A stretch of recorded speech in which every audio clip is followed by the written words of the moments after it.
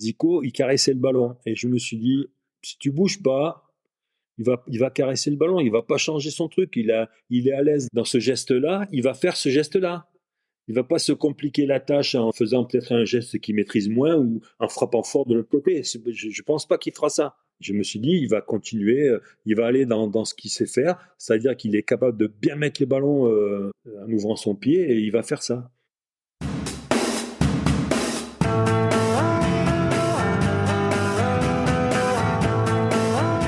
Bonjour à toutes et à tous et bienvenue dans un nouvel épisode du podcast des légendes. Il fut un temps où le poste de gardien chez les Bleus souffrait d'une instabilité chronique.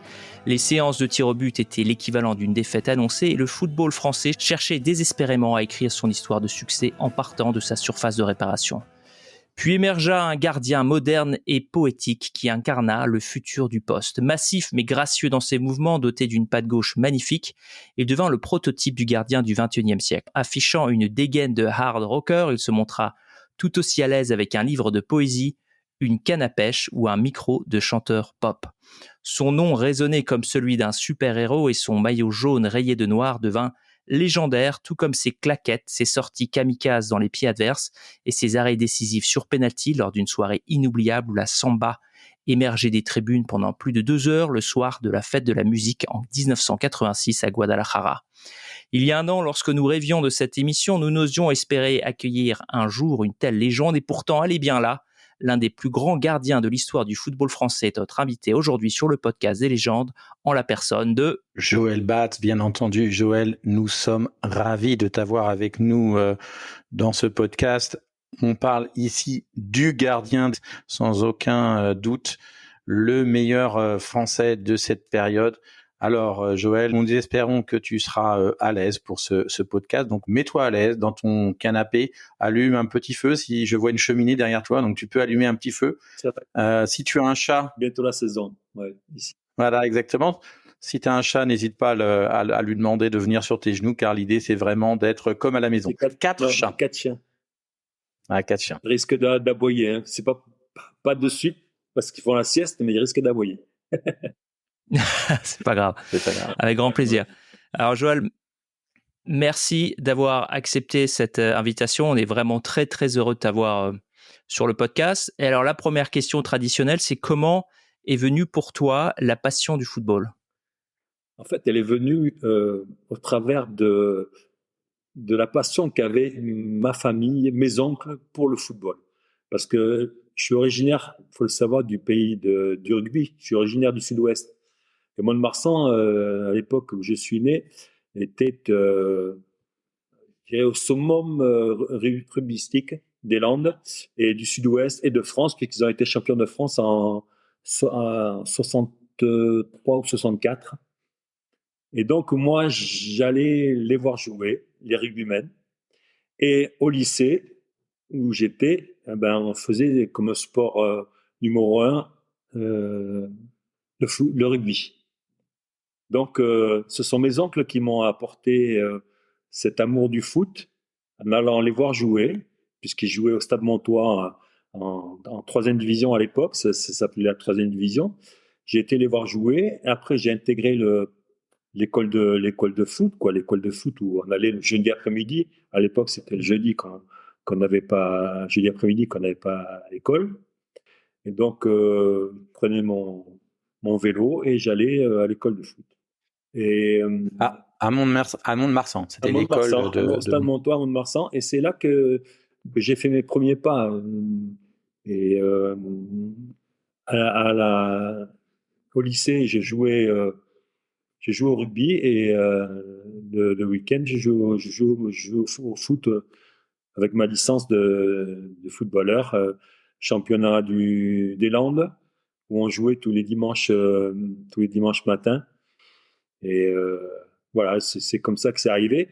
Ma passion m'a amené à jouer étant gaucher, et il n'y avait pas beaucoup de gauchers à l'époque, parce que si je me souviens bien, à l'école, à mon époque, on interdisait les gens d'utiliser leur main gauche, alors que ça ne se fait plus de nos jours. Mais à l'époque, Sympa. C'est comme ça. À l'époque, les médecins ils disaient non, mais il faut le forcer avec la main droite. Donc, ma mère, elle les a pas écoutés, elle m'a laissé continuer avec ma main gauche et mon pied gauche. Elle a bien fait. Et donc, euh, j'ai intégré tout ce milieu donc du ballon rond grâce à mes oncles. Voilà. Et tu jouais gardien de but Mes parents- déjà? Non, je jouais pas gardien de but. C'est pour ça que j'ai dit, j'étais parti pour dire que j'ai joué ailier gauche. Parce que c'était un poste qui était. Il n'y avait pas de gaucher D'accord. dans l'équipe. Donc moi, je jouais ailier gauche.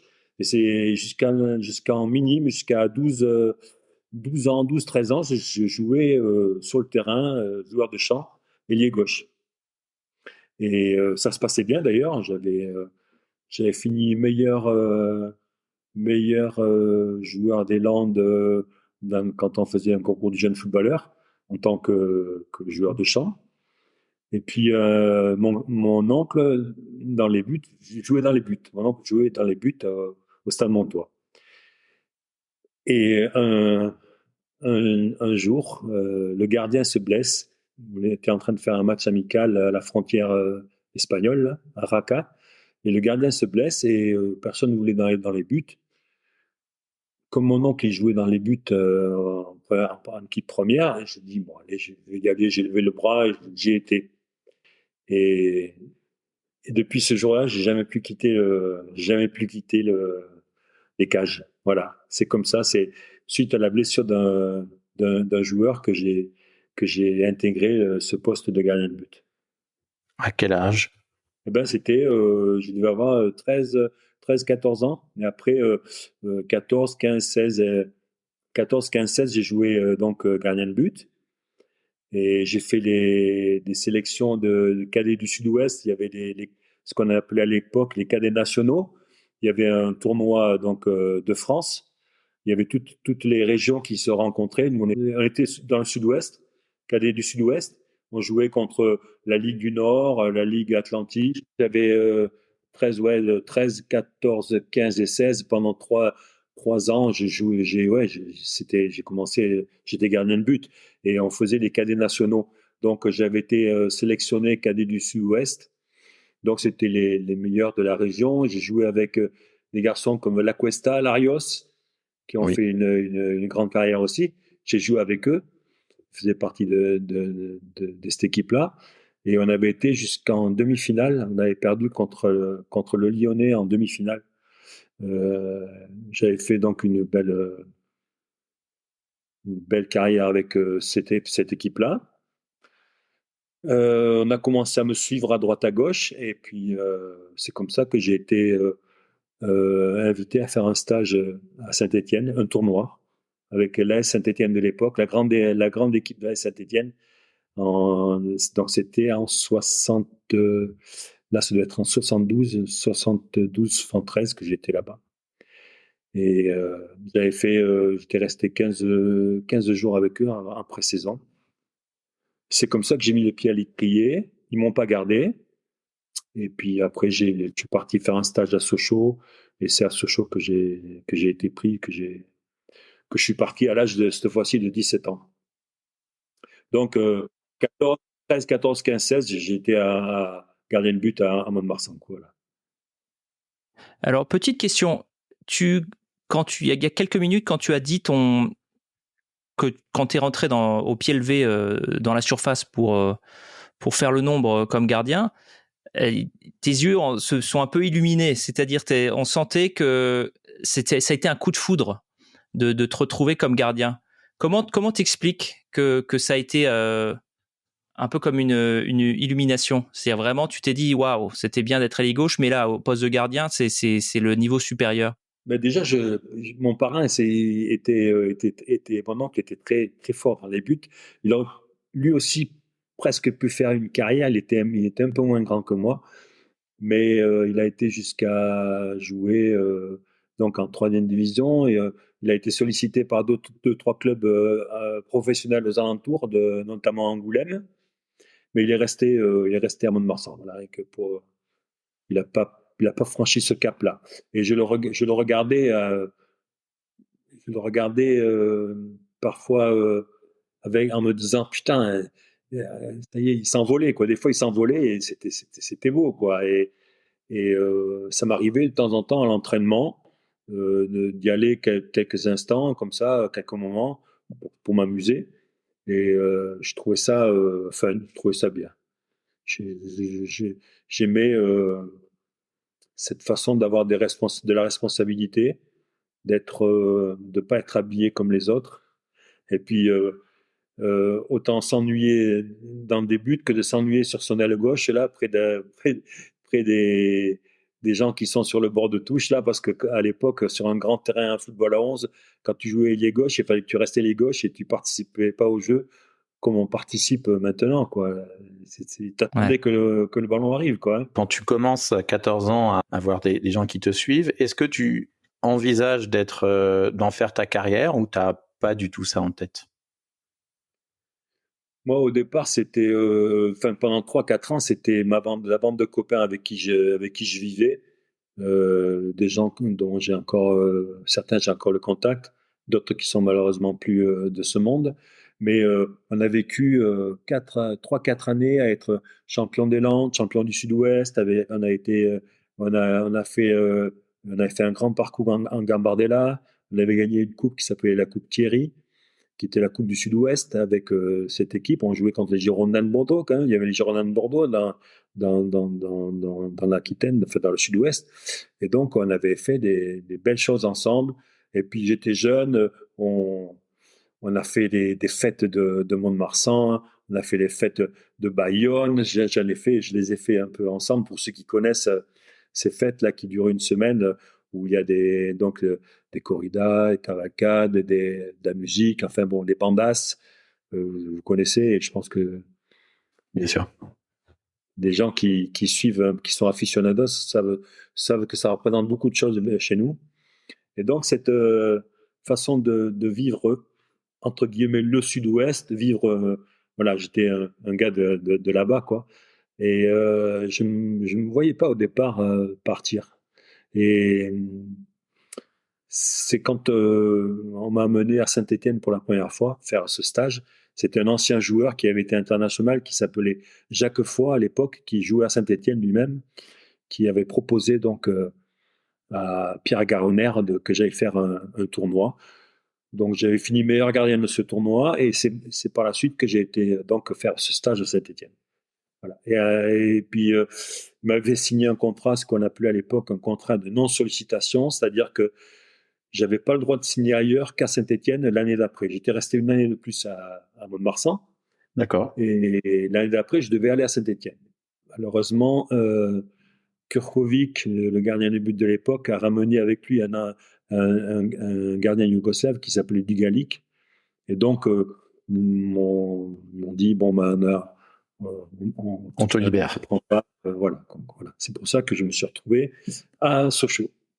Alors justement, quel a été ton état d'esprit quand Saint-Étienne te dit qu'ils vont pas te prendre?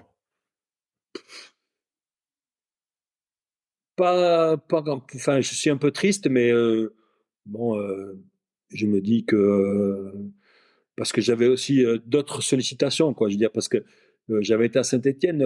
Bon, Saint-Étienne, c'est pas le Sud-Ouest, c'est pas les Landes, c'est pas Mont-de-Marsan, c'était même si Au j'avais contraire de Sochaux. Au contraire de c'était un Sochaux, peu qui est frais, mais vraiment alors c'était encore très très pire. proche, quoi. C'était chaud. Je suis arrivé là-bas, enfin, j'avais jamais vu la neige. Mes parents, on n'avait pas beaucoup d'argent pour aller faire les vacances d'hiver dans les Pyrénées, donc la neige, je l'ai vu dû en voir 2 3 fois, mais 5 cm. Donc quand je suis arrivé à Sochaux, c'est sûr que ça m'a changé. Tu mais, t'es rattrapé mais en fait, pour les 20 prochaines années. pour en revenir j'ai pas été. J'avais Bordeaux aussi, les Girondins de Bordeaux, c'était les premiers qui m'ont contacté. Mais les Girondins de Bordeaux, ils n'avaient pas de centre de formation. À Ah, l'époque, d'accord. il y avait 2 clubs qui avaient un centre de formation, c'est Saint-Étienne et Nantes. Et Sochaux a été le troisième. Ils ouvraient le centre de formation l'année en 74 où je suis arrivé. D'accord. Et donc, j'aurais pu aller à Bordeaux, mais il fallait que je continue des études et que je m'entraîne le soir. Et en restant pas trop loin de chez moi, à 120 km, je me suis dit, ça c'est moi, quitte à partir, il faut que j'ai je voulais avoir toute ma chance, quoi, mettre tout de mon côté. Tout de mon côté, c'est-à-dire aller dans un club structuré. À l'époque, Sochaux était un grand club. Le FC Sochaux était un grand club, parmi les meilleurs de France. Et donc, je suis parti là-bas. Tu parles de Bordeaux. Il y a effectivement pas mal de nos fans sur la page Facebook qui demandaient pourquoi t'es jamais allé jouer à Bordeaux alors que t'étais pas très loin à la base. Est-ce que donc du coup, c'était quoi l'équipe que tu supportais quand t'étais plus jeune? J'avais pas d'équipe spéciale. Quand j'étais jeune, la grande équipe, c'était les Verts. C'était la France entière qui était derrière les Verts dans les années Ouais. 70, quoi, au début des années 70. C'était cette équipe-là, quoi. Il n'y avait pas la télé comme de nos jours. Bordeaux, c'était à la fois proche, mais j'avais pas les moyens d'aller me déplacer voir des matchs à Bordeaux non plus. J'avais pas d'équipe à part les Verts, quoi, qui étaient aimés de toute la France. Et donc, moi aussi, j'ai suivi leurs épopées à la télévision, quoi. Après, c'était l'équipe de France, voilà. J'avais comme idole, j'avais Georges Carnus. J'aimais regarder Georges Carnus. Qu'on a eu sur le podcast. Après, ça a été Sepp Maier. Quand je On suis n'a pas arrivé eu à sur le Sochaux. podcast. Mais j'avais pas vraiment d'équipe type fétiche. Il y a juste une fois l'accompagnateur qui nous amenait partout là pour jouer les matchs le dimanche matin. Il nous a amené avec son fils. Il m'avait amené une fois voir un match à Bordeaux. J'avais pu voir ce que c'était en vrai, quoi, un match de première division à Bordeaux. C'était le gardien à l'époque, c'était Rigoni. Donc tu vois, ça remonte à loin. C'était un gardien qu'on collectionnait sur les paniers. Bien sûr. Je l'avais vu en vrai, mais je l'avais vu en premier sur les figurines Panini. Ouais. Donc j'avais pas d'équipe fan au départ. Non. Et puis Bordeaux, si j'ai pas choisi Bordeaux, c'est parce que il n'y avait pas de centre de formation. Oui. Il fallait que je m'entraîne le soir et que je fasse des études la journée. Je ne me voyais pas faire ça. Je ne me voyais pas avoir la famille à côté et ne pas pouvoir rentrer. Quitte à partir, j'ai voulu partir. Si tu n'avais pas été footballeur professionnel à cet âge-là, ou que tu n'avais pas eu l'opportunité d'aller à Sochaux, c'était quoi ton objectif professionnel? Est-ce que tu avais un métier que tu étais censé faire? Moi, mon métier, c'était je voulais être prof de gym. D'accord. J'aurais voulu être prof de gym. Voilà, déjà parce que j'étais à l'aise dans,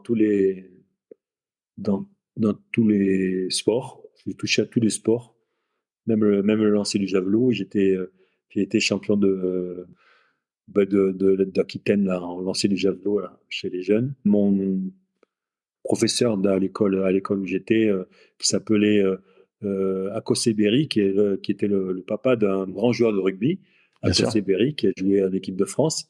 C'est lui qui m'avait donné cet amour de tous les sports et qui m'avait dit ne te spécialise pas trop tôt, tu as plein d'atouts dans ta manche, tu sais faire plein de choses, donc ne te spécialise pas trop tôt. C'est ce qu'il me disait, c'était marrant. Il m'avait dit ça comme ça, et puis après, bon, je me suis quand même spécialisé.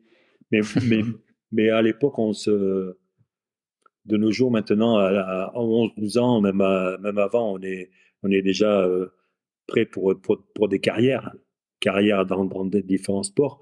Alors que avant, à notre époque, on touchait un peu à tout. On était un peu quelque part aussi autodidacte dans plein de domaines. Hein. Moi, je faisais moi-même mes arcs, mes flèches, je faisais mes cabanes. C'est marrant ce que tu disais parce qu'on a eu Dominique Battenet qui disait un peu la même chose, que lui, c'est pas du tout spécialisé. Il a commencé à faire du rugby, ensuite il faisait vraiment un peu tous les sports, et puis je crois même que le foot pendant 2 ans, il en a quasiment pas fait. Et il s'est remis un peu plus tard. Il disait que c'était vraiment bénéfique. Et c'est un peu ce que tu dis d'ailleurs dans ton livre que j'ai vraiment beaucoup aimé, Amour Foot. On aura l'occasion d'en parler, où tu disais toi-même, où tu citais quelqu'un, un spécialiste qui disait qu'en fait le meilleur sport c'est de faire du judo en fait, si je comprends bien, pour bien. Si, c'est ça. Parce que et que c'est bien de pas trop se spécialiser. Ouais, c'est celui qui t'apprend pas mal de choses et le respect déjà aussi, énormément de respect. Je trouve que de nos jours, on se spécialise trop vite. Je voulais rajouter un truc par rapport à ça. Et d'ailleurs, j'en parle sur le livre. C'est Fabien qui en parle sur le livre. C'est le foot, tu sais, le foot sauvage, le football sauvage. Oui. C'est-à-dire qui n'existe plus maintenant parce que déjà, il y a presque plus d'endroits sauvages où on peut jouer au foot. Un pré qui est accessible à tout le monde, où on peut poser 2 chandails pour faire des buts, et puis il n'y a pas de limite, et on court jusqu'à ce que, comme je dis, jusqu'à ce que que tes parents t'appellent, quoi. Voilà, que tes parents t'appellent, ou qu'il y a une petite bagarre, ou qu'il y a eu un truc qui va pas, ou le ballon il est là. Ou que le ballon tombe dans la rivière. Ou le propriétaire du ballon qui doit partir parce que sa mère, elle l'a appelé, donc là, on ne peut plus jouer. Mais ça, c'était quelque chose qui était extraordinaire, et qui un petit peu... Bon, il y a les playgrounds, comme il y en a beaucoup aux États-Unis, ça fait aussi en France, mais c'est pas la même, ce même côté aventure de jouer dans ces prés là où c'était... on n'arrêtait pas, quoi, on n'arrêtait pas. Et Ouais, non, mais moi je me souviens, tu sors de l'école, tu mets ton cartable sur le 2 cartables, et puis on joue jusqu'à ce qu'il fasse nuit. Tu as connu ça? Qu'il pleuve ou qu'il vente, qu'il y ait du soleil. T'es jeune, toi, mais moi à l'époque, je me souviens de ce pré où on jouait. Après, ça a été c'était Mammouth, ça n'existe plus, mais c'est le grand truc qui arrive. Ouais, bien sûr, c'est le supermarché. Un Carrefour maintenant, mais c'était pas bon, c'était Mammouth. Mammouth écrase les prix. Qui a pris la place. Ouais, quand on sait ce que ça coûte, on achète Mammouth. Ces lieux sont en train de disparaître, et puis bon, le monde moderne fait qu'on joue, les plus forts à jouer à la PlayStation. Là, on peut battre tout le monde et sans faire d'efforts. Ouais, alors à part Michel, qui est vraiment nullissime, mais autrement, oui, normalement, sur la PlayStation, tout le monde. Ouais, disons que j'arrive quand même à battre mon fils de 8 ans, mais c'est vrai que c'est pas encore, je sais pas pour combien de temps encore. Donc, Saint-Étienne, tu arrives à ravaler ta déception assez rapidement, parce que j'imagine qu'à ce moment-là, tu es conscient de ta valeur quand même. Tu sais que tu es sur les radars d'un peu tout le monde. Tu as le meilleur centre de formation de France qui a fait appel à toi. Il y a une bonne excuse qui explique la raison pour laquelle tu n'as pas pu rester. Mais tu es conscient de ta valeur. Là, tu te dis, je vais être professionnel. Et est-ce que du coup, tu as t'as un grand plan de carrière, ou c'est juste, bon, je vais être professionnel et on verra où le vent va me porter? Ouais, ce sera la dernière phrase que tu as dit. Je suis parti, j'ai traversé la France. J'ai laissé ma petite sœur, mon père, ma mère. Je les ai laissés sur la gare. Ils m'avaient amené en voiture à Bordeaux pour prendre le train. Et là, j'ai été monté à Paris. J'avais changé de train à Paris. C'était la première fois que je quittais Mont-de-Marsan tout seul, quoi, tout seul. Je suis parti tout seul, quoi. Donc, 17 ans, un Landais, c'est pas comme si c'était un gars de la capitale ou de la grande ville qui va se balader. Comme moi, c'est un Landais, c'est un paysan un peu paumé, quoi. J'étais un peu le paysan un peu paumé quand je suis parti. Je suis arrivé à Sochaux, le centre de formation, c'était en fait, c'était des baraquements qui avaient été refaits, des baraquements de gens qui travaillaient, je crois que c'était des Yougoslaves, qui travaillaient aux usines Peugeot. Ouais. Donc ils avaient récupéré donc ces logements. On était 2 par chambre, et ils étaient en train de construire le terrain d'entraînement qui allait nous être alloué juste devant ces locaux-là. Et je suis arrivé, j'étais accueilli par l'intendant, M. Farolfi, avec sa femme. Et il y a eu un gros coup de blues quand même, un gros coup de blues au départ. Et après, bon, les joueurs sont arrivés les uns après les autres. Et puis Pierre Tournier, qui était notre éducateur, notre entraîneur, Et puis ça s'est mis en route tout doucement, quoi. Et ça s'est mis en route. C'est la passion qui m'a porté.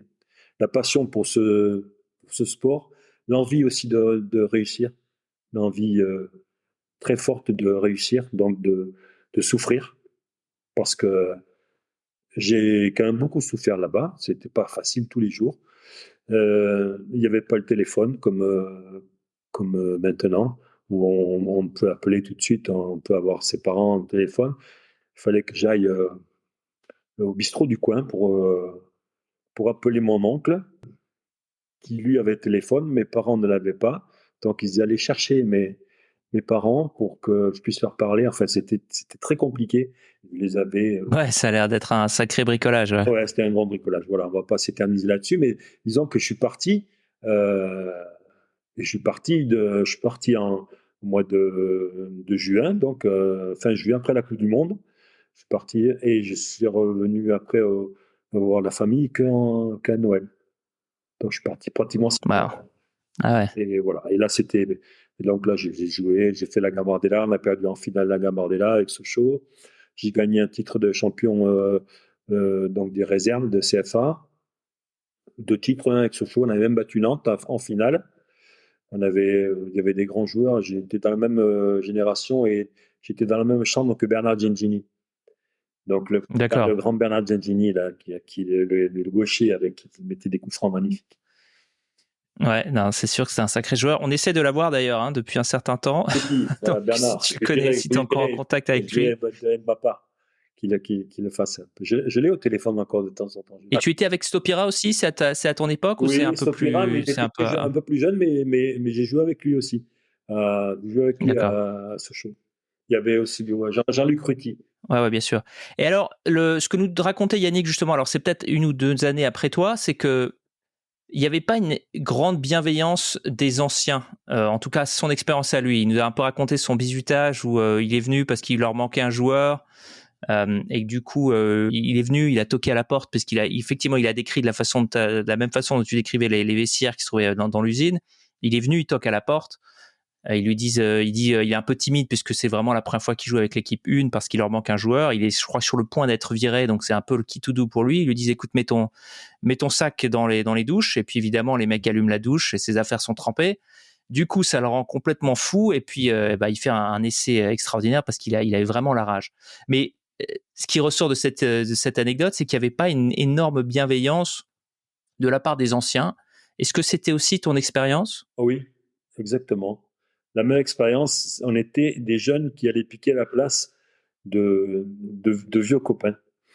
Parce que c'était plus des copains, plus ou moins, enfin les copains, oui, c'était les anciens et les jeunes, ils venaient piquer la place des vieux, quoi. C'était un peu ça, en résumé. Ouais. Et je me souviens, tous les mercredis, très souvent le mercredi, on faisait donc c'était leur entraînement aussi, ça faisait partie de leur entraînement, on faisait une opposition, on appelait ça une opposition, et donc le mercredi matin, c'était les pros contre les jeunes du centre. Pour vous dire, ça donnait, vraiment. Ouais, j'imagine. Et pour aller du coup dans ton sens, j'ai l'anecdote de mon premier match donc en professionnel. Comme par hasard, je joue à Saint-Étienne, tu vois, c'est comme quoi Ah oui. Je joue à Saint-Étienne dans mon premier match, l'année où ils ont été en finale de la Coupe d'Europe, quoi, de la grande Coupe d'Europe. Ouais, 75-76, d'accord, donc c'est vraiment l'apogée. Ouais. Voilà, ils ont Saramagna, Rocheteau, Larquet, Revelli, en fait tous, quoi. Piazza, enfin tout cela. Et donc c'est mon premier match là-bas. Et je me souviens, il pleuvait, j'avais des gants, les vieux gants en laine à picot, et j'avais les gants, ils étaient trempés déjà, parce que j'avais pas quand même beaucoup de trucs à l'époque. J'avais 19 ans, j'avais rien. Enfin, bref, j'avais mon courage et ces vieux gants là, quoi. Et déjà j'avais peur. Et Kurkovic, je l'ai vu arriver, il avait les gants, les beaux gants. Ça a été le premier à avoir des gants, tu sais, un peu de couleur, quoi, tu vois, avec des picots, mais différents des miens. C'était papa, et je l'ai regardé dans notre couloir. Et puis il y a donc un de mes partenaires, je ne vais pas le nommer, puisque... Tu peux, il y a prescription. C'était quoi, il y a 40 ans ? Oui, il s'appelait Gutierrez. Je sais pas, c'est à 40 ans. Oui, oui, il y a 40 ans, monsieur. Il s'appelait Gutierrez. Et donc, je suis dans le couloir et il me dit, allez, petit, ce soir, on va te tester. Comme ça, hein. Tu vois, pas d'encouragement, rien. Il me dit, allez, petit, ce soir, on va te tester. Voilà. Et tu es sur le truc, tu dis, bon, d'accord. Et ça, c'est ton coéquipier, hein. C'est pas le joueur adverse. C'est pas un joueur adverse. C'était un joueur de Sochaux, ouais, un joueur de Sochaux. Il dit, ce soir, on va te tester. Et il s'est dit que ça allait te mettre en confiance de te sortir un truc pareil avant le match. Surtout que tu joues la meilleure équipe, c'était moi, hein, mon premier match. 19 ans, j'avais remplacé Albert Russe qui s'était blessé. Je crois qu'on avait perdu 2-0. J'avais pris un penalty et un autre but, mais je me rappelle parce que ma sœur, elle a gardé tous les trucs qui avaient été écrits sur moi. C'est vrai? Waouh. Elle est plus de ce monde, mais bon, elle prenait tout ce qu'il y avait dans les journaux et c'était un landais volant, un lionceau dans la cage et un landais volant, un truc comme ça. C'était marqué un landais volant, quoi. Voilà. Donc c'était mon premier match. Et puis j'en avais fait plutôt réussi. Ouais, j'en avais fait 7 ou 8 d'affilée derrière. Et après, Albert avait repris sa place après sa blessure. Et puis après, ça l'est suivi 2 ou 3 ans à être donc en concurrence jusqu'en 80 où je suis parti à Auxerre. Ton parrain, qui était un peu ton inspiration au poste de gardien, comment est-ce qu'il vit le fait que tu vives le rêve, en fait? Que tu deviennes professionnel, que tu joues contre Saint-Étienne, comment est-ce que lui, il le vit, tout ça? Il le vit de loin, mais il le vit de sa façon, quoi. Il intériorise, enfin, beaucoup. Moi, je suis là-bas, mais j'ai pas de contact avec eux, quoi. J'ai très peu de contact, un petit peu au téléphone. Bon, alors, bien sûr qu'au téléphone, je vois la, la joie de voir que je suis en train de réussir, quoi, que je suis en train de réussir quelque chose, d'autant plus que je suis en équipe de France, j'étais en équipe de France junior, j'étais en espoir, en équipe de France espoir. Donc voilà, j'ai mis le pied à l'étrier, quoi. J'ai fait le plus dur, c'est de signer son premier contrat. Moi, c'est ce que je voulais, c'était ça, c'était gagner ma vie de ma passion. C'était quelque chose d'incroyable, quoi. De pouvoir gagner sa vie en faisant ce que tu aimes. Et c'est quelque chose d'extraordinaire. C'est pas malheureusement pas tout le monde qui a cette chance-là d'aimer d'aimer le métier qu'il embrasse, quoi. Et ça, c'est quand même incroyable. Et tu te souviens de ton premier salaire, ton premier contrat, puisque je crois que t'as pas d'agent, c'était pas du tout le. Non, mais pas d'agent. J'ai pas eu d'agent pendant je sais pas combien d'années. Enfin, tout le temps, j'ai pas eu d'agent pratiquement tout le temps. Je me souviens que c'était donc à Sochaux, on était au Crédit Lyonnais puisque Sochaux c'était le Lyon. On était au Crédit Lyonnais et je sais pas si c'était, je crois que ça devait être 500 francs de l'époque, quoi. Ouais. Au premier contrat Ce qui était mieux que le salaire de base, quoi. Mais c'est clair que c'est pas des grosses sommes, quoi. Ah ben non, mais c'est rien du tout, quoi. C'est peanuts. Ouais. C'est en parlant de sommes, si pour rigoler, enfin pour rigoler. Donc ça s'enchaîne aussi parce que je parlais donc en dernier donc que je vais aller à Auxerre, quoi. Je vais à Auxerre, je quitte Sochaux en 80 pour aller à Auxerre. Et là j'ai une petite anecdote aussi, c'est Giroud, très malin, on le connaît. On connaît Giroud, très malin, près de ses sous. Et donc je vais pour aller signer mon contrat à Auxerre, j'y vais en voiture. J'arrive là-bas, donc il m'accueille, on va sur le terrain, on s'assoit sur le banc du stade de l'Abbé Deschamps, on discute, et puis donc on se met d'accord sur les trucs, et puis après il me dit bon, cette semaine j'ai reçu Jean-Marc Terrousseau, qui était le gardien de but remplaçant aussi un jeune qui était remplaçant de Bertrand Neumann et qui jouait à Nantes. Jean-Marc Desrousseaux, avec qui j'avais été aussi en équipe de France. Et j'ai reçu Jean-Marc Desrousseaux, là, on était intéressé aussi par lui, mais il m'a demandé, alors là, il a dit une somme, il m'a demandé, mettons, j'ai dit 3 000 euros par mois, mais on lui a dit non, on peut pas, c'est trop cher. Voilà, il a commencé comme ça la phrase, donc déjà, C'est moi, dans malin ma parce tête, qu'il place la barre. voilà, si je demande plus que ça, il avait dû se mettre une barrière, Giroud certainement, il avait dû dire ça. Il avait dû se mettre une barrière dans la tête. Il dit je peux pas aller plus loin avec lui. Mais donc si jamais tu demandes, si jamais non, on pouvait pas le prendre. On lui a dit 3 000 euros, c'est trop cher, on peut pas le prendre. Donc moi, si je voulais signer, il fallait que je demande moins que ce qu'il avait demandé déjà. Ouais. Donc il avait déjà marqué des points là-dessus, très fort, très très. Il était bon, hein. Ouais. Et du coup, tu gagnes quand même plus que ce que tu gagnais à Sochaux, j'imagine. Mais comment tu te prépares pour ce genre de négociation? Parce que là, c'est quoi? T'as 22, 23 ans? Je suis en 80, j'ai 23 ans. J'ai fait l'armée bataillon de Joinville. J'ai fait des matchs en concurrence avec Albert. Quand je pars à bataillon de Joinville, je fais un peu moins de matchs. L'année d'après, je recommence à faire des matchs. Et puis, il démarre la saison. Je fais la Coupe de France. On va en demi-finale de la Coupe de France. Et puis, à un mois et demi, 2 mois de la fin de la saison, sur une sortie aérienne, je retombe mal et je me fais mal au genou. Et je finis la saison sur une jambe avec la CFA, quoi, avec l'équipe réserve, en cachant un peu cette blessure. Parce que je savais que si je me faisais opérer, j'allais re-signer, j'allais être obligé de rester à Sochaux. Et, euh, et moi, ce que je voulais, c'était jouer. Voilà, je voulais jouer. Ouais. Et donc, j'avais cette opportunité d'Auxerre. Et donc, Giroud m'a eu. Mais moi, je sais pas que je l'ai eu, mais j'ai signé en étant un peu blessé. Voilà, j'étais blessé. Ce qui fait que c'était l'intersaison. En 80, Giroud est parti voir les championnats, c'était les championnats d'Europe en Italie. Mm-hmm. Donc, je l'ai appelé pour lui dire que je m'étais tordu la cheville sur une racine en courant dans les Landes et que je m'étais fait mal au genou.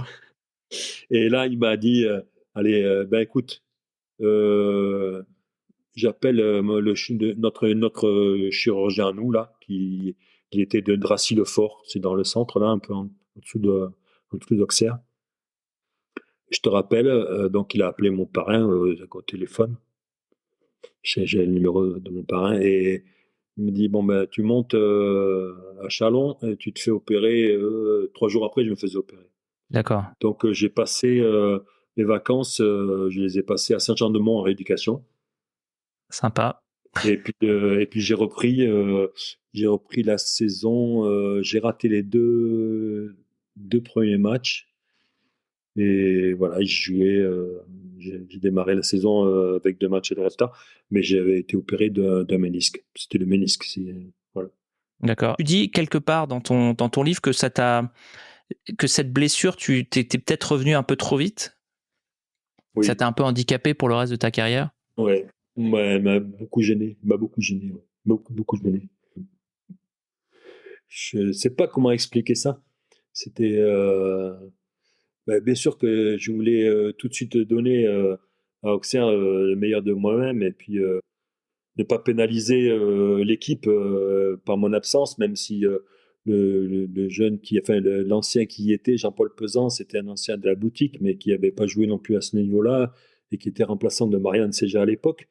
Mais voilà, je voulais prendre service tout de suite, quoi. Je voulais être Opérationnel. présent, quoi. Voilà, pour aider l'équipe voilà, opérationnel. L'équipe venait juste de monter en plus en première division. C'était sa première année en première division. Donc c'est vrai que pour une blessure comme ça à l'époque, revenir à peine un mois après, c'était très vite, ouais, très vite. Mon premier match, c'est contre le champion sortant, c'est contre Strasbourg. Je crois que vous perdez seulement 1-0. Du coup, quelles sont tes impressions sur l'équipe après ton tout premier match? C'est une équipe de copains. Ouais, bah, bon, parce que ça faisait 2-3 mois qu'on était à peu près ensemble, quoi, plus ou moins avec la préparation qu'il y avait eu, je les avais connus, j'avais côtoyé. J'ai vu que c'était une équipe qui venait de monter. C'était une équipe par rapport à Sochaux qui était déjà très structurée. Auxerre, c'est vraiment une équipe structurée. Tout est, enfin, c'est les déplacements, tout. Et j'arrive à Auxerre, ça fait un peu pas village gaulois, mais pas loin, quoi. Que ce soit le village gaulois, quoi, tu vois. Ouais. C'était Giroud choisissait des hôtels où il n'y avait pas de télé pour pas qu'on se couche tard, pour pas qu'on veille. Donc chaque fois qu'on arrivait dans un hôtel, il n'y avait pas de télé. C'était donc de la soupe à tous les repas. Il avait ouais, et puis il donnait comme j'ai écrit sur le livre, tu sais, des tisanes spéciales. Des tisanes. Ouais, ces tisanes spéciales pour les uns pour les autres, suivant ce qu'ils avaient. Enfin, c'était. Il y avait des tisanes personnalisées, donc c'était customisé individuellement. Ouais, un peu pas individuellement, mais si tu avais du mal à dormir, c'était ça. Si tu avais besoin de je sais pas quoi, c'était ça. Si tu manquais des nutriments, ben tiens, prends ça. Enfin bon, il y en avait. C'était le druide de l'équipe, quoi. C'était le druide de l'équipe en même temps, quoi. À l'époque, il faut dire qu'à l'époque, on se déplaçait, on était 13 déjà, parce qu'on était 11 plus 2 remplaçants. Ouais. Pas de remplaçant gardien de but, il faut le savoir. Et puis, il n'y avait pas de médecin. Hein. Il y avait juste il y avait l'entraîneur, et c'est tout, pas d'entraîneur adjoint, non, rien. Hein. On partait à 14, quoi. On partait à 14. Et vous partiez en petite caravane ou comment? Nous, vous aviez quand même un bus un peu. On partait. On a fait des déplacements en bus, mais on avait la grande chance qu'on avait, c'est que le grand patron, enfin le patron, c'était Gérard Bourgoin, avec donc Les poulets de Bourgogne. Voilà, c'était le sponsor Gérard Bourgoin avec les poulets exactement. Et donc on faisait les déplacements avec des petits avions. Ah, d'accord. On avait deux petits avions. On était parmi les mieux par rapport à ça, les mieux fournis. Ça, il y avait l'aéroport à Branches qui s'appelait Branches, l'endroit où on avait le droit de se poser. Il y avait un petit aéroport où ces avions-là pouvaient se poser. Et donc, il y a des déplacements qu'on faisait comme ça en avion. C'était très pratique. Ah, c'est pas mal. Je crois que le seul autre club qui faisait ça, en tout cas parmi les premiers, c'était Saint-Étienne. Ouais. Non, nous, on avait cette chance-là. Je reconnais que c'était une chance.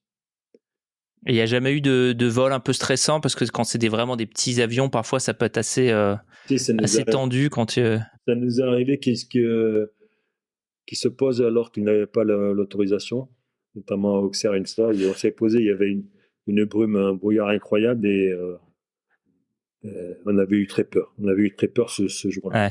Ouais. Dominique Tuperli avait eu très peur lui aussi sur ce coup-là.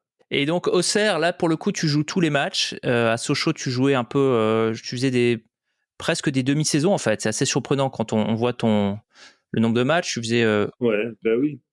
C'est ça, on était en concurrence et une année c'était 3, 4, 5, 6 matchs, 7 matchs, ça dépendait.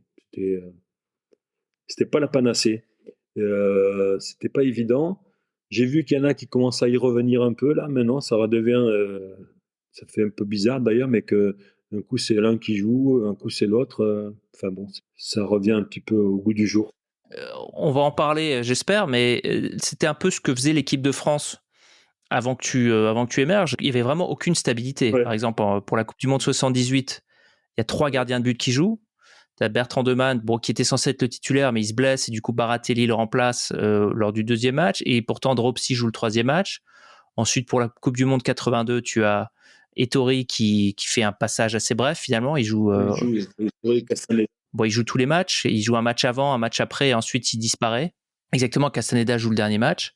Et puis, c'est vraiment toi qui t'installes, qui instaure une certaine stabilité. Et si on voit aussi ce qu'avait essayé le Paris Saint-Germain il y a quelques années quand il mettait Donnarumma et Navas en concurrence, c'est que, et ce serait bien d'avoir ton ressenti gardien de but, c'est que j'ai l'impression, au lieu de, peut-être que l'idée, c'est de mettre les joueurs en concurrence pour qu'ils soient plus affûtés, plus concentrés, mais j'ai l'impression qu'au contraire, ça mine leur confiance.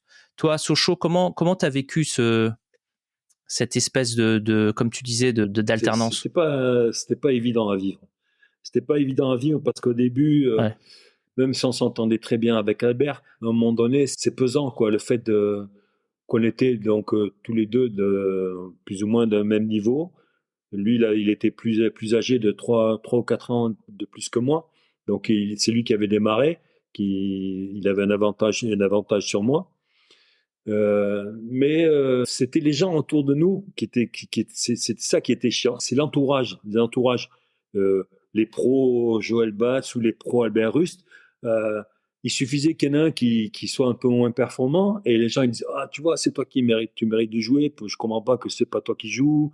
Et de l'autre côté d'Albert c'était pareil quoi. Si c'était moi qui faisais une bêtise, les pros Albert Rust ils disaient mais comment ça se fait que c'est pas toi qui joues. Et c'était malsain. Je trouve que ça faisait quelque chose de malsain. Je trouvais que c'était pas. Et nous-mêmes, par moments, on se disait, putain, t'as presque dans ta tête, tu te dis, mais quand est-ce que s'il fait une bêtise, je vais peut-être jouer. Et c'est pas bon. Je trouve que ça, c'est malsain. Ouais. Et c'est quelque chose qu'on peut ressentir malgré tout, mais je voulais pas ça. Je voulais pas ça. Et c'est pour ça que je voulais partir de Sochaux. C'est pour ça que je suis parti à Auxerre, dans un club où j'ai tout, je pouvais tout perdre aussi hein, en allant à Sochaux. Je voulais jouer dans un club qui démarrait, qui faisait sa première saison en première division. Hein. C'était un peu à qui tout double. Hein. Alors j'ai une double question. Premièrement, est-ce qu'il y a des entraînements spécifiques pour les gardiens à ce moment-là? Et deuxièmement, tu parlais un petit peu de tes gants lors de ton premier match.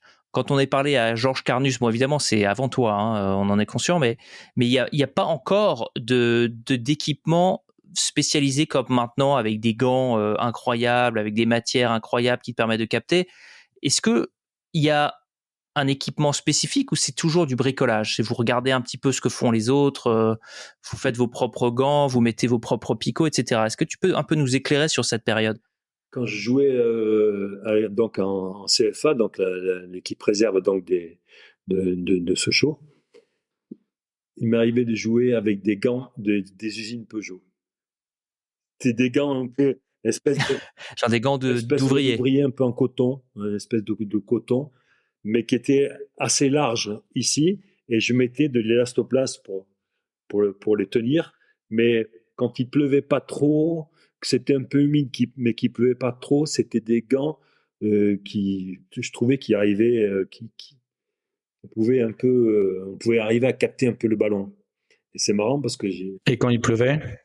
quand il pleuvait, ben ils étaient. Alors le pire, c'était quand ils étaient donc humides et que tu jouais, mettons, sur la neige ou sur des terrains gelés ou sur des terrains froids, quoi. Et qu'ils étaient humides. Alors là, c'était terrible. Tu sentais, tu sais comment c'est, hein, la sensation des gants, Sortez plus tes doigts, quoi. machin, et que là, il faut que tu arrives à bloquer des ballons. C'était terrible. Non, mais c'est vrai que c'était, quand j'y repense, et là, tu peux pas hein, au départ essayer de te dire je vais bloquer le ballon. Tu vas essayer de le boxer sans que ça ripe dessus, quoi. Mais c'était pas évident. Hein. C'était le matériel et puis pas d'entraîneur de gardien, ça n'existait pas. Hein.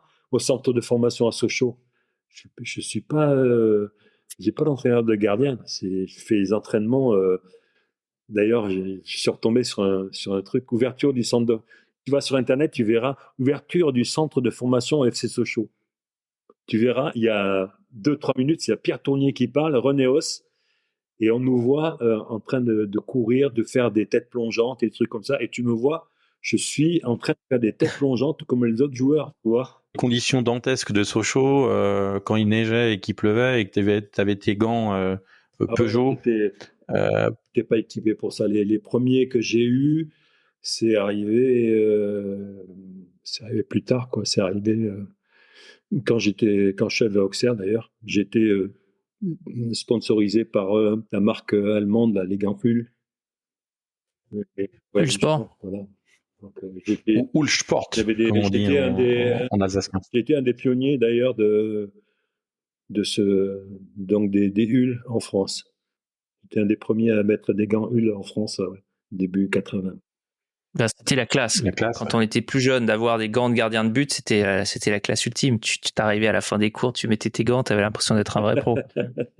Ils étaient beaux, ceux-là, ils étaient bien. Et puis, ils étaient efficaces. Non, ils étaient bien. Les gants sport, c'était. Et d'ailleurs, j'ai eu le problème quand je suis arrivé en équipe de France, c'était des gants Adidas, qui n'étaient pas. Qui n'avaient pas la même qualité. C'était pas les gants, c'est pas les gants auxquels j'étais habitué de jouer. Et donc, j'avais le droit de maquiller mes gants U-Sport, où j'ai effacé le sigle, là, je le plaignais. Donc, avant les matchs, la veille du match, j'étais en train de préparer mes gants pour le match, quoi, dans ma chambre. J'ai caché le sigle pour pas qu'il y ait de trucs, quoi.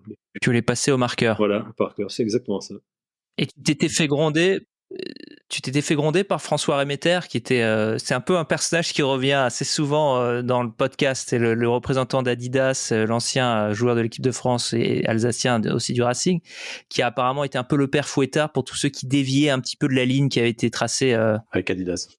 J'avais la chance qu'il comprenait les gardiens de but. Il avait été gardien de but lui-même, donc il pouvait comprendre ce que je ressentais et ce que je voulais, quoi. Voilà, il le comprenait. Donc. Justement, en parlant d'équipement, est-ce que toi, tu avais à l'époque, quand tu démarres, un gris-gris, c'est-à-dire en termes de superstition, un vêtement que tu gardais toujours ou des choses que tu portais régulièrement dans les matchs parce que ça te portait chance? Mon premier maillot que j'ai eu en équipe de France junior, un maillot jaune. Il était jaune.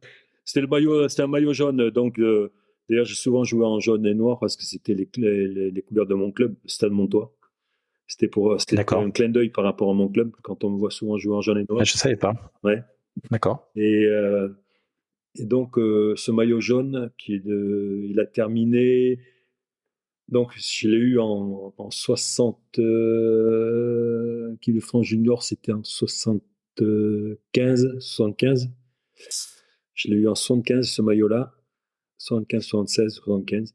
Et il a fait la Coupe du Monde 86, ce maillot-là, en dessous des autres. D'accord. Il a fait la même carrière que moi. Et je l'avais dessous, collé à ma peau, quoi, sous le maillot de match, quoi. Et, mais je me souviens avoir coupé les manches au Mexique parce qu'il faisait tellement chaud que j'ai coupé les manches. Ah oui? Ouais, parce que je remontais les manches comme ça. Et, bien sûr. Et j'avais coupé les manches en Coupe du Monde. Et après, ça a été tout doucement la fin de sa carrière. Comme après, ça a bien aussi après. Mais tu le gardais pour tous les matchs ou seulement pour les matchs importants? Non, tous les matchs de championnat, d'équipe de France, tous les matchs officiels, quoi. Tous les matchs officiels. Mais... Ouais. Je crois que c'est Baratelli, hein. Je crois que c'est Baratelli qui faisait un peu pareil. Il gardait le même slip, il me semble, toute sa carrière. Moi, il a fini, il était couleur vert cacadois, il était le maillot, je me rappelle. Il était presque un vert, le jaune avait verdi. Mais est-ce que tu l'as gardé? Est-ce que tu l'as encore? Non, je l'ai plus. Parce qu'il a commencé. Tu le gardes pas pour les interviews un peu difficiles? Assez filoché partout, quoi. Un peu moulant. J'avais coupé un peu quand j'avais coupé les trucs là, il s'est filoché de partout.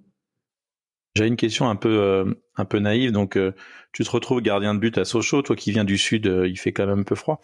Comment tu fais pour rester chaud justement sur ta ligne alors que il peut faire quand même relativement froid et sur un terrain sochalien? Comment tu as réussi à survivre à ça? Toujours bouger, faire des mouvements tout le temps, bouger, mettre des pantalons. Des fois, je mettais un pantalon.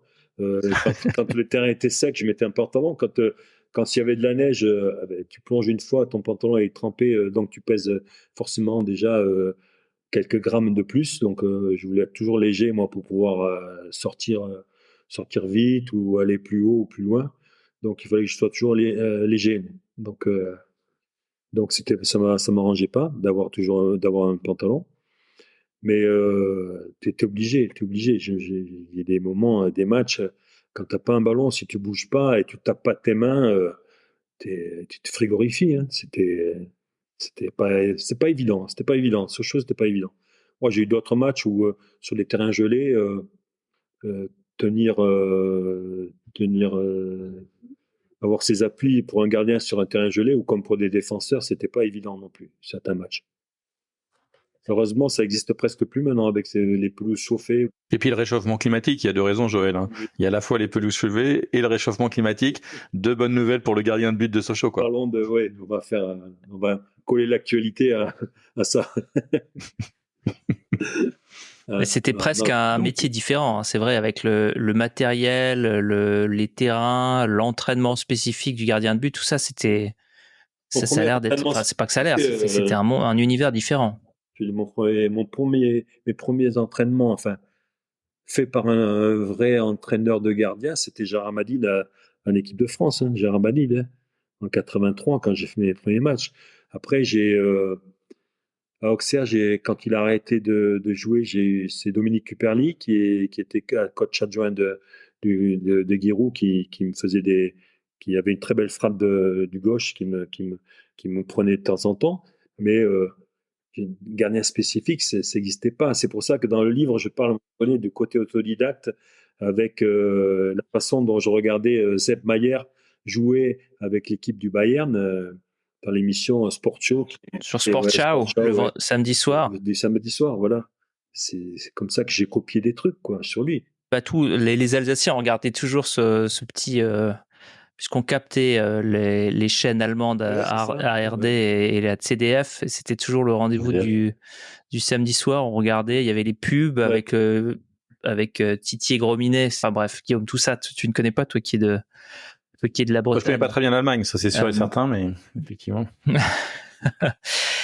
Et alors justement, côté autodidacte, quand tu regardes Sepp Maier, quand tu regardes les autres, j'imagine les autres gardiens du championnat de France, quand tu regardes Kurkovic, quand tu joues contre Saint-Etienne ou quand tu joues contre le Racing, tu regardes Ropsi, sur quoi tu t'attardes en particulier? Est-ce que tu es conscient de tes points faibles? Est-ce qu'à l'époque tu dis c'est ça qu'il faut que je travaille, ou est-ce que c'est vraiment du perfectionnisme? C'est quoi ta philosophie d'apprentissage, on va dire? Je crois qu'au départ, j'ai un avantage sur d'autres gardiens, c'est que j'ai été joueur de chant et que j'ai la lecture. J'ai la lecture du jeu, et j'ai la lecture de savoir qu'est-ce que je ferais à la place du mec qui a le ballon. Parce que j'ai été joueur de chant, donc je peux deviner des choses peut-être plus facilement que celui qui n'a pas joué à ces postes-là, quoi. C'est pas facile à expliquer, mais j'arrivais plus à deviner des choses parce que j'avais une qualité sur le terrain de joueur de champ qui m'a aidé aussi pour les sorties, pour être, je dirais, augmenté. Si je pense que si j'ai joué en équipe de France, et si j'ai eu ma place, c'est parce que j'ai agrandi ma surface d'intervention par rapport à d'autres. J'ai essayé de, même si j'étais pas grand, j'essayais de soulager ma défense en sortant sur les ballons aériens. Je faisais ma place. J'essayais d'arriver au bon endroit au bon moment. Je n'ai pas grand comme d'autres, mais il y en a d'autres qui avaient pas les jambes pour se trouver au bon endroit au bon moment. Moi, j'avais cette faculté d'analyser une situation et d'aller où il n'y avait pas le danger pour aller capter le ballon, par exemple, où je pouvais me frayer un chemin au milieu des autres. Et je crois que quand quelqu'un arrivait en face à face, je disais, lui, il va essayer de me dribbler. Lui, je pense que lui, attention, il est capable de frapper tout en conduisant son ballon et il peut déclencher sa frappe. Et je crois que avoir été joueur de champ et sentir les choses, ça m'a beaucoup aidé dans mon poste. À notre époque, on n'avait pas non plus toute la vidéo et tout ce qu'on peut voir maintenant, quoi, qui peuvent servir ou les attaquants ou les gardiens, c'est pareil. Hein. Les attaquants, ils vont savoir comment un gardien se couche devant eux. S'ils voient la vidéo que le gars, il a l'habitude de sortir les bras en croix avec les jambes écartées, c'est sûr qu'il va essayer de lui mettre le ballon au-dessus des épaules. Là, quand on a les bras écartés et qu'on te met le ballon au-dessus des épaules, tu peux plus rien faire. Donc, il faut être capable de varier les sorties en fonction du gars que tu as devant toi. C'est comme Mbappé. Schématiquement, Mbappé, il est capable d'enrouler un ballon au deuxième poteau et il est capable aussi de la frapper fort au premier poteau, comme il a fait sur le dernier match. Et donc, il y a toujours l'incertitude pour le gardien, il y a toujours l'incertitude. Et, et moi, ce que j'ai essayé de faire, c'est ça, quelque part, c'est toujours influencer les attaquants et ne pas leur laisser faire ce qu'ils avaient envie de faire, surtout dans les face-à-face. Dans les 1 contre 1, j'essayais de les amener là où ils ne voulaient pas aller. C'est ça qui était un peu ma force, moi, dans ces trucs-là. Donc, en une fraction de seconde, tu avais le temps d'analyser le joueur qui vient. De l'influencer. Ouais, de l'influencer. Je voulais pas qu'il fasse ce qu'il avait envie de faire. Ah ouais, ça réussissait pas tout le temps, hein, mais c'était ma ligne de conduite. C'était aussi de le pousser à la faute, parce qu'il y a des moments où vous poussez l'adversaire à tirer à côté du but. Ça se voit pas. Malheureusement, ça se voit pas, mais c'est comme si c'était un arrêt. Ça se voit pas. Ce qui est malheureux de nos jours, c'est que on tape beaucoup sur les gardiens avec les vidéos, avec les trucs, à la télé, on les voit tout le temps. On tape toujours sur eux, mais quand il y en a un qui la touche du bout du doigt, qui touche un ballon du bout du doigt et qui la dévie sur son poteau, presque personne n'en parle, quoi. Que le mec, il a fait un arrêt fantastique. Il a fait un arrêt fantastique à ce moment-là, quoi. Ou une intervention, une interception, une anticipation. Pour eux, c'est naturel, mais non, c'est tout sauf naturel. L'anticipation, c'est quelque chose à un moment donné, tu as une décision à prendre. Il y a l'instinct, mais est-ce que j'y vais ou est-ce que j'y vais pas? Et ça, à un moment donné, c'est des choses, il n'y a pas que l'instinct, c'est te dire, allez, on ne peut pas dire que j'ai 100% de chance tout le temps de l'avoir, mais j'ai plus de chances de l'avoir, d'arrêter le ballon si j'y vais que si j'y vais pas. C'est ça qu'il faut se dire. Quand tu étais à Sochaux ou que tu démarres à Auxerre, est-ce que tu as déjà une connaissance des attaquants des autres équipes? Est-ce que tu l'anticipes? Ou alors chaque match, tu sais pas nécessairement et tu vis le match à peu près de la même manière, quels que soient les attaquants? J'ai appris à connaître certains attaquants, d'autant plus que nous, dans notre championnat à l'époque, il y en avait, il y avait pas non plus beaucoup de joueurs étrangers par rapport à maintenant. Et puis tous les joueurs de l'équipe de France, tous les joueurs et les attaquants, c'était voilà, c'était des joueurs qui étaient tous ceux qui étaient en équipe de France, ils jouaient dans le championnat. Donc à un moment donné, Rocheteau, Jean-Pierre Papin, tout ça, je les ai côtoyés aussi à un moment donné et je les connaissais. Ils me connaissaient, mais je les connaissais. Dans les équipes de jeunes et tout ça, je les avais côtoyés. Je connaissais des trucs sur eux, mais en fait, moi, ce que je faisais, c'était m'identifier par rapport à la personnalité. On les connaît, on voit quand même des choses, on voit des bouts de match, on voit des extraits, on voit des buts qui marquent, surtout les attaquants. On voit si lui, il va frapper en force ou s'il va enrouler un ballon ou frapper en force. Je peux mettre une parenthèse par rapport à ça. Le penalty de Zico que j'ai arrêté à la Coupe du Monde en 86, je l'ai arrêté parce que je me suis dit, Zico, il vient de rentrer, c'est quelqu'un qui joue toujours avec son plat du pied. À mon avis, il va mettre un plat du pied. Il va mettre un plat du pied avec le pied ouvert.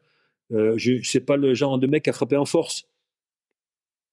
Donc voilà, c'est des déductions comme ça qui font que, alors je te dis, tu vas pas réussir tout le temps à 100%, mais c'est des déductions comme ça, ou des trucs d'instinct, mais des déductions en même temps, qui font que tu vas arrêter le ballon.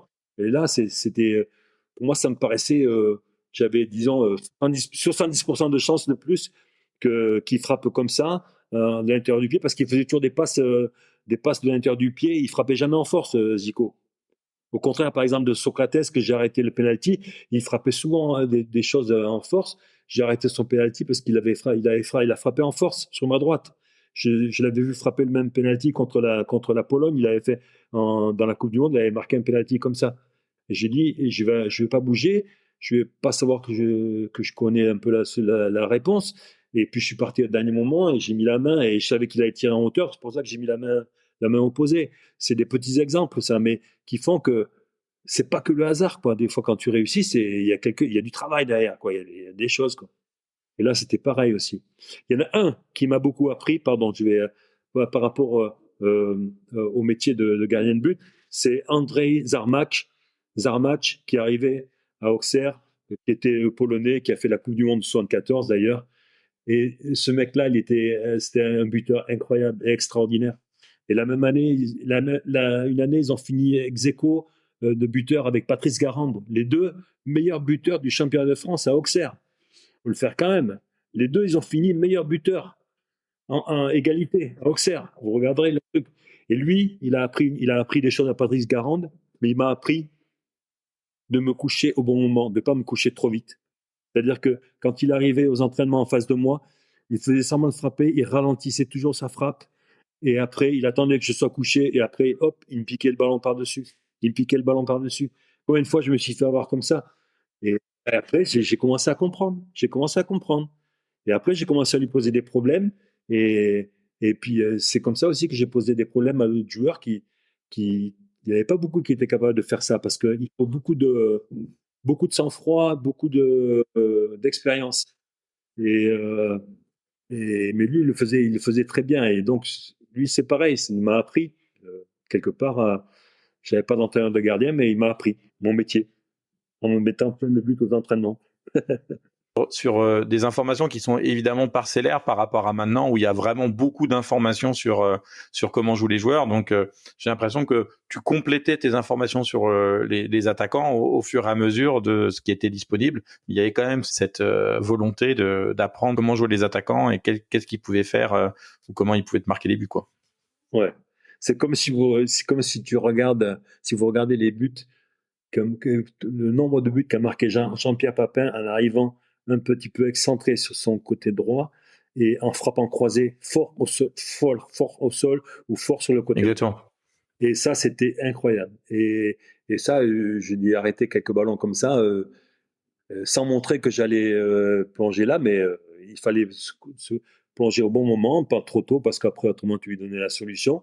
Mais j'ai arrêté pas mal de ballons comme ça. C'est comme Thierry Henry, il ouvrait toujours son pied. Oui. Mais lui, par contre, Thierry Henry, il ouvrait toujours son pied. C'était rare qu'il fasse comme fait Mbappé en fermant au premier poteau.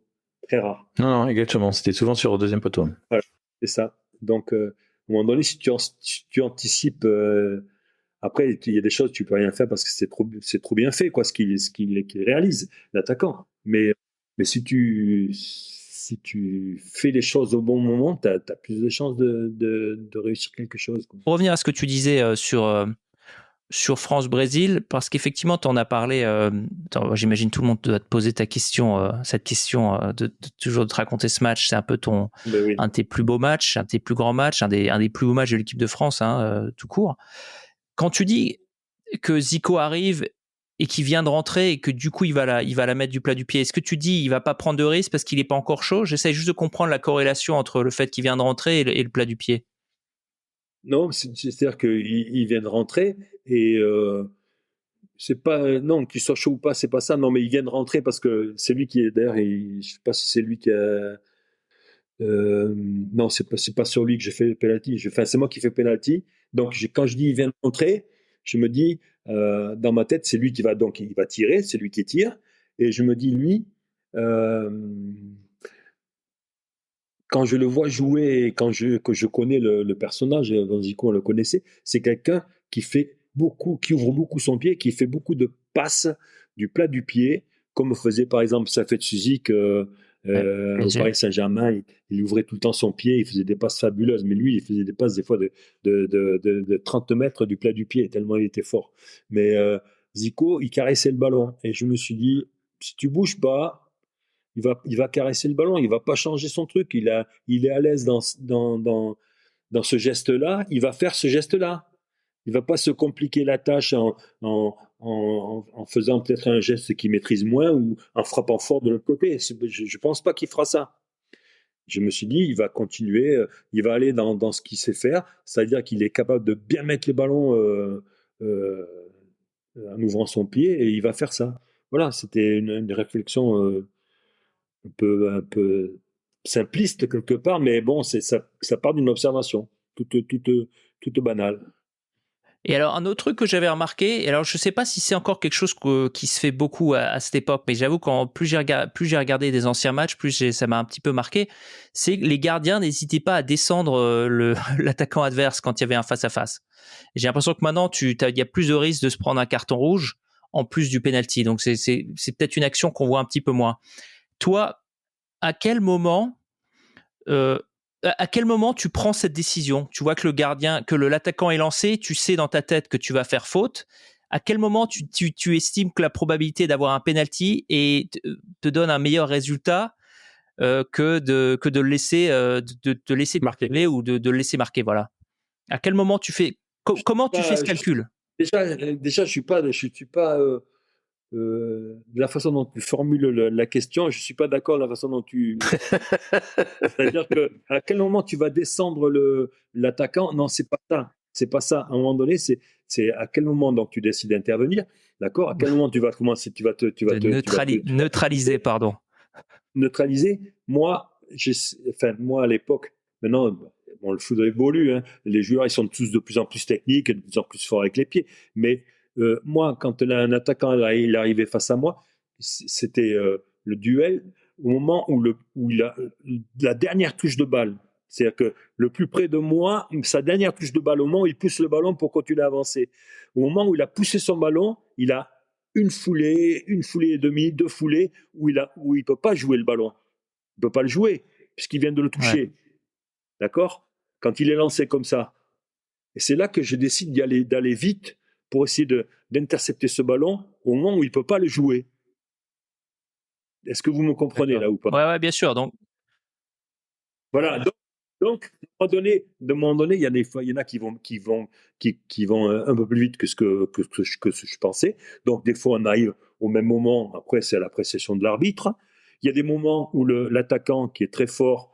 Alors, les simulations comme ça, j'en ai vu, mais en pagaille, des mecs qui tombent presque avant que s'empaler sur tes mains. Ouais.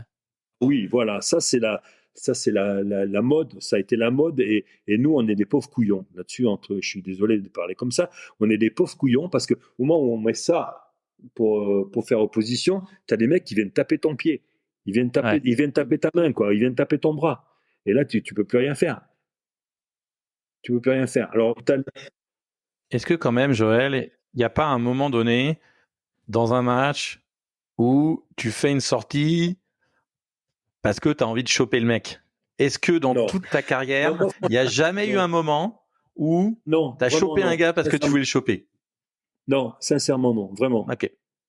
Non, j'ai jamais été dans cet esprit-là pour faire quelque chose comme ça. Non, vraiment pas. C'était non. Moi, quand on sort vite, c'est aussi déjà pour mettre la pression sur l'attaquant, pour l'obliger à faire quelque chose qu'il n'a pas envie de faire.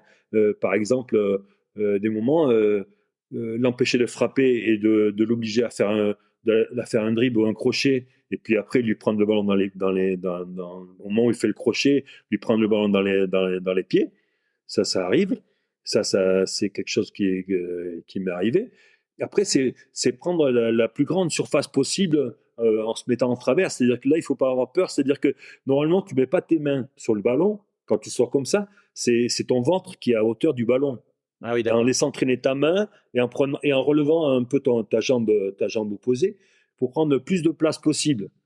Et la main là, elle est là pour au cas où tu veux te lever pendant que tu te couches. C'est quelque chose que j'ai travaillé aux entraînements et que j'ai fait travailler mes gardiens. Moi, ce que je supporte pas maintenant, on va pas bien me voir, mais ce que je supporte pas, c'est les attaquants qui prennent tous les habitudes des gardiens allemands, qui sortent les bras en croix avec les genoux sur le sol, en X. Les genoux en X, et qui se mettent comme ça, et en l'air de dire, vas-y, tire-moi dessus. C'est même pas eux qui jouent bien. Là, c'est l'attaquant qui joue mal, parce qu'il leur pose zéro problème, parce qu'ils font toujours la même chose. Ouais. Et combien de fois des gardiens comme deux géants et d'autres pour ne citer que lui, mais qui restent même à angle fermé, les bras comme ça, et qui prennent des ballons entre les jambes ou des ballons au-dessus des épaules. Parce que quand tu te mets comme ça en croix, le meilleur moyen pour te marquer des buts, c'est ici. Hein. Tandis que quand tu es comme ça, c'est pas pareil, quoi. Quand tu es comme ça, tes mains, on ne me voit pas, mais tu peux les descendre, quoi. Tu vois, quand t'es comme ça, tes mains, tu peux faire ça, quoi. Mais quand t'es comme ça, quand t'es comme ça au départ et que tu descends, que tu es comme ça, qu'est-ce que tu peux faire? J'ai un manchot, quoi. Ou un Playmobil. Mais on leur apprend ça, et puis comme ça, ils se dédouanent, quoi. Moi, j'ai fait mon truc, on m'a dit de me mettre les bras en croix et les trucs, machin. Et combien de fois les attaquants, maintenant, ils ont compris, hein, ça y est. Hein. Il faut essayer de leur poser des problèmes. Si tu leur passes pas. Après, c'est comme Anthony Lopez, on dit que c'est un kamikaze, mais il essaye de poser des problèmes à l'adversaire. Il sort des fois comme un kamikaze, des fois, c'est un peu dangereux. Mais quand tu as les attaquants qui te mettent le pied en avant sur des gardiens bon, enfin bref, c'est partagé là-dessus. Mais moi, ce que je supporte pas, c'est les gardiens de but qui subissent, qui influencent rien, quoi, qui influencent pas le jeu, ils influencent rien. C'est-à-dire que si on leur tire, s'ils arrêtent le ballon, c'est parce que l'attaquant leur a tiré dessus, quoi. C'est pas eux qui ont posé un problème, c'est pas eux qui ont posé un problème à l'attaquant. Et c'est quoi le geste Joël Batz, le geste référence Joël Batz? Est-ce que tu as un geste où on dit voilà, ça c'est Joël? Bah moi, mon geste, c'était en fait, il était dû à ma taille, en fait. Ouais, ta taille, justement, c'est quoi? Alors, juste attends, on va voir le geste. Ouais, ta taille, c'est 1m80? Ouais, 1m80. Ouais, okay. Parce que moi, je te voyais immense. Moi, je pensais que tu étais immense. Si on m'avait dit quand j'avais, je sais pas, 10-12 ans, quelle taille fait Joël Batz, j'aurais dit 2 mètres. C'est les cheveux. Ouais. Le geste, comme c'était pas grand, en fait, quand il y avait une frappe qui était un peu en hauteur, si je me mets comme ça, on va voir. Là, vous voyez, quand je fais ça, je fais ça. Oui. Cette main-là, elle est à cette hauteur-là. D'accord. Cette main-là, elle est à cette hauteur-là. On voit bien qu'elle est plus haute. Oui. Et donc, quand il y avait une frappe de ce côté-là, j'y allais souvent comme ça, avec cette main-là. Un peu façon Superman, quoi. C'est pour ça qu'on m'appelait Batman. Batman à Paris m'appelait comme ça. Non, mais parce que tu vois, regarde, c'est tout simple. Parce que quand tu vas comme ça pour aller chercher un ballon, tu vas à cette hauteur-là. Tu vois? Ah oui, je comprends. Tu utilisais, toi, ton autre bras pour aller plus haut. L'autre. Ouais, juste pour nos auditeurs, hein, Joël nous montre qu'il utilise le bras opposé, voilà, qui est plus haut. J'explique ça à Giroud, qui connaissait pas trop le truc sur les gardiens. Des fois, je me suis un peu fâché avec lui, et c'est marrant parce que j'ai dit, vous voyez, je lui ai expliqué. Et une fois que il a compris ça, il a compris que j'y allais des fois comme ça, qu'avec une seule main. Forcément, parce que pour avoir plus haut. Pour avoir plus d'amplitude. Voilà, plus d'amplitude. Plus d'amplitude, ouais, exactement. C'était mon truc, ça. Et c'est aussi plus spectaculaire, ouais. Oui, c'est forcément, ça paraît plus spectaculaire, forcément. Mais c'est plus efficace. Enfin, pour moi, ça m'a beaucoup aidé. C'est plus efficace, exact. Est-ce que, justement, Giroud, il essayait de te donner des petits conseils un peu gardien de but, alors que quand même, tu étais meilleur que lui? À part les tisanes. Ah ben, si vous voulez une petite anecdote encore pour... Allez, avec plaisir, on adore ça. Entraînement en hiver, en décembre à Auxerre, terrain gelé, dur comme ma table là, en bois. Et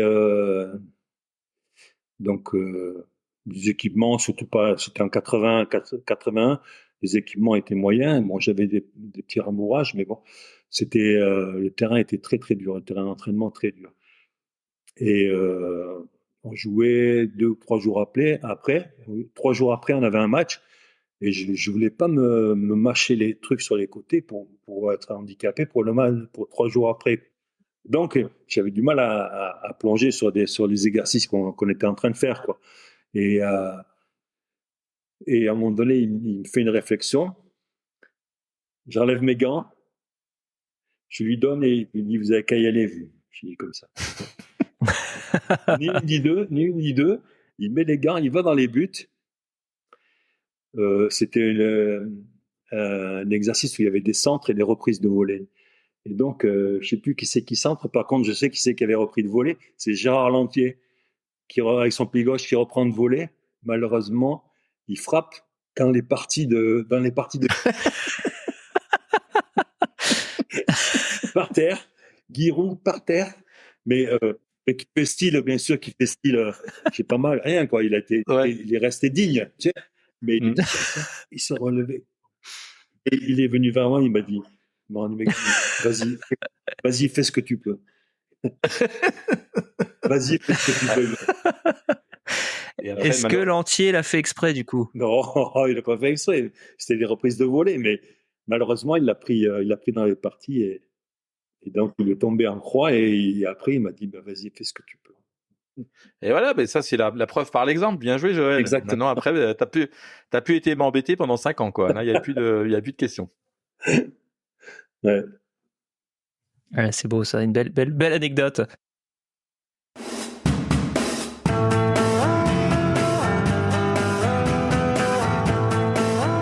C'est la fin de cette première partie de cet épisode génial avec Joël Batz. On se retrouve la semaine prochaine pour la deuxième partie. On va parler de l'Euro 84, du Mondial 86, de plein d'anecdotes, de très très belles histoires avec la légende du foot français, l'un des tout meilleurs gardiens que l'équipe de France ait connu, Joël Batz. On se retrouve la semaine prochaine.